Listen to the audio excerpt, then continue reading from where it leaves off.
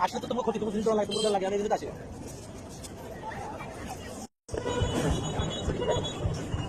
আমো খাবি খাবি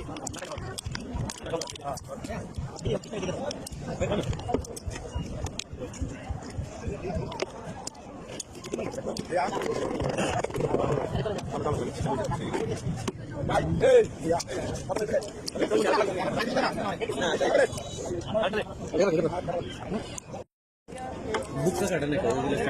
সব দিয়ে কেন বুঝি টাকা না পারবো না বোকাটা লাগে